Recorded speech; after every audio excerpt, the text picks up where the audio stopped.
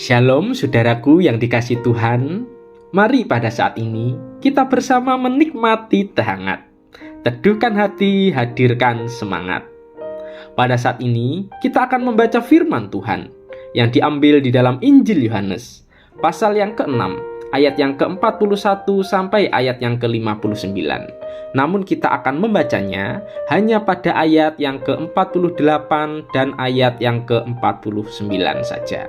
Demikianlah firman Tuhan. Ayat yang ke-48, akulah roti hidup. Ayat yang ke-49, nenek moyangmu telah makan mana di padang gurun dan mereka telah mati. Saudaraku yang dikasihi Tuhan, bagi kita, roti adalah makanan yang familiar atau makanan yang umum kita konsumsi, walaupun bukanlah makanan pokok. Banyak orang yang suka makan roti dengan berbagai macam rasa dan harga yang ditawarkan. Minimal 3 kali selama 1 minggu rata-rata orang Indonesia makan roti. Ketika kita membaca dalam Injil Yohanes pasal yang ke-6 ayat yang ke-41 sampai ayat yang ke-59, Yesus menjelaskan atau menggambarkan dirinya adalah roti hidup. Hal ini mengingatkan mereka ketika bangsa Israel keluar dari tanah Mesir, di mana Tuhan memberi makan dari langit berupa mana atau roti. Tentu ketika mendengarkan kata-kata Yesus ini, orang Yahudi merasa marah dengan pernyataan Yesus tersebut, karena Yesus menganggap dirinya berasal dari surga. Ditambah lagi, Yesus berkata, barang siapa makan roti ini, mereka akan hidup. Yang juga disimpulkan secara harafiah, orang-orang makan daging Yesus. Maka dari itu, orang percaya harus memahami arti simbolis dari roti yang dikatakan Yesus.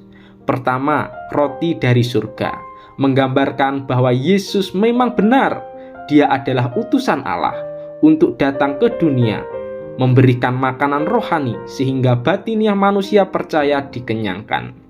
Kedua, roti hidup adalah sebuah istilah di mana ketika seseorang percaya kepada Yesus sebagai Tuhan dan Juru Selamatnya, ia akan mendapatkan kehidupan kekal yang berasal dari Allah.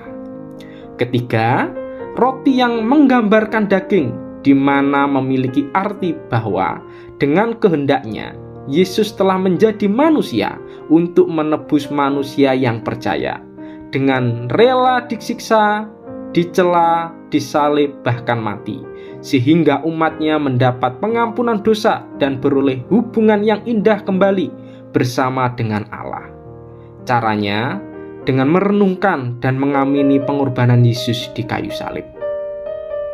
Maka dari itu, orang percaya tidak hanya membutuhkan makanan atau roti jasmani yang menyehatkan dan memberikan tenaga kepada tubuh saja, melainkan juga membutuhkan roti secara rohani, yaitu Yesus Kristus. Dengan percaya kepadanya bahwa Ia adalah anak Allah yang diutus oleh Allah Bapa, memberikan kepuasan batiniah yang tidak bisa dibandingkan dengan ajaran-ajaran yang lain.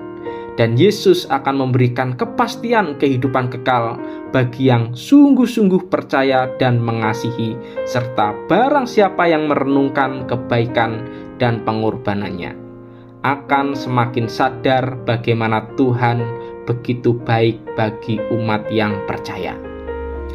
Oleh sebab itu, nikmatilah kehadiran Yesus Kristus dalam diri kita, sehingga damai sejahtera yang melampaui akal dan pikiran akan terus menyertai kita.